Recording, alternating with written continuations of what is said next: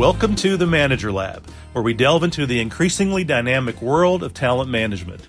In each episode, we will unravel key insights, break down the most relevant books and articles, and provide actionable tips to optimize your approach in developing and retaining top talent. Stay tuned for a deep dive into the art, science, and strategy of unlocking your team's full potential. Let's enter the Manager Lab. Welcome back to the lab. In our last cast, we looked at 3 commonly known threat responses that show up at work. And we talked about the fight response, we talked about the flight response, and also the freeze response.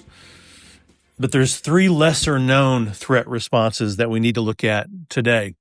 This is the article 6 defensive behaviors that show up at work and how psychological safety can help. It's by Ron Carucci in the Harvard Business Review, November 2025. All right.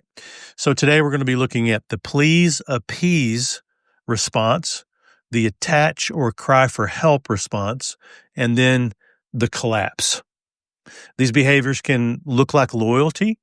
They can look like neediness, or they can just flatly look like disengagement.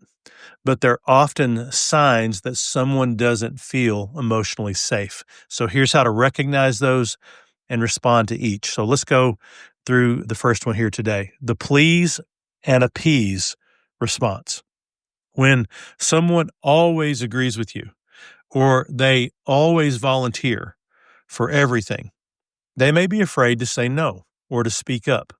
What we want to do as managers here is to reward honesty, not overt helpfulness. Now, it's great for employees to be helpful, don't get me wrong, but we want people to push back appropriately. We want to invite respectful dissent.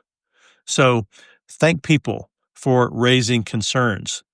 Thank people for balancing their workload or trying to figure out in this crazy, chaotic world that we live in and work in, how to balance their life.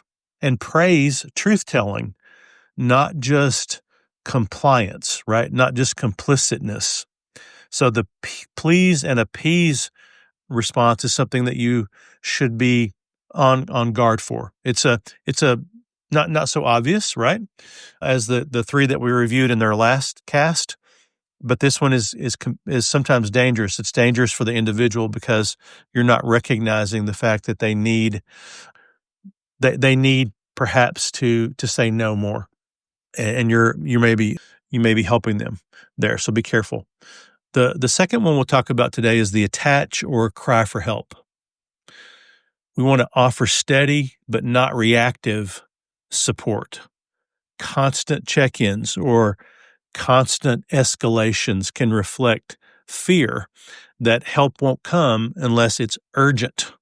So people raise the flag all the time, right? It's like flooding the zone, if you've heard that in a political context.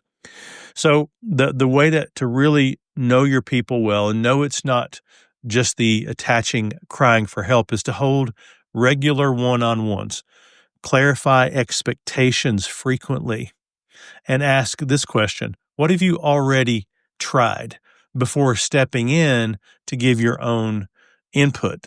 So sometimes these people are just, again, your directs are just attaching to you, they're crying for help, and they're becoming dependent on you in some ways. So push back a little bit, take them off the bottle, the baby bottle, and let them grow up a little bit. Be careful, be respectful, be sensitive as you do that, but push back a little bit. And then the last one we'll talk about today, and this will close out the article, is the collapse, the complete disengagement of an employee.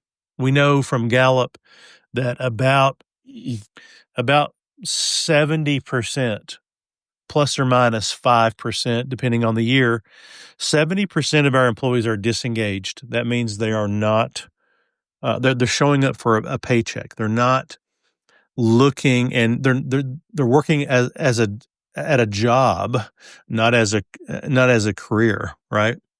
They're disengaged.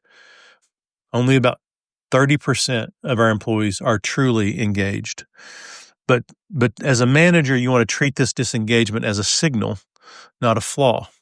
Apathy, presenteeism, or even burnout may reflect a collapse response. So what do? Check in with them privately. You might ask the question, you seem quieter these days. How are you doing? Just kind of lean in to their emotions and what you feel like that they're experiencing. You might want to look at workload, maybe adjusting workload. They may have too much on them. You may need to clarify priorities. They may be ambiguous and kind of apathetic because they don't really know what their priorities are at the moment. And then normalize rest as a requirement of high performance. I mean, I really buy into that.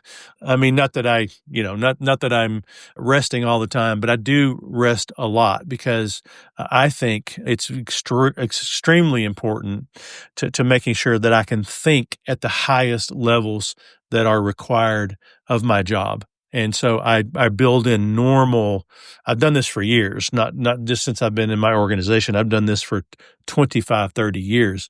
Build in a lot of downtime where I can rest, reflect, and then go back at my, high intensity kind of mental calisthenics. But so that's a really good one. Adjusting workloads, clarifying priorities, and normalizing rest is a good way to deal with a common problem in our organization's disengagement of employees. Well, I hope that's been useful for you, the review of this article.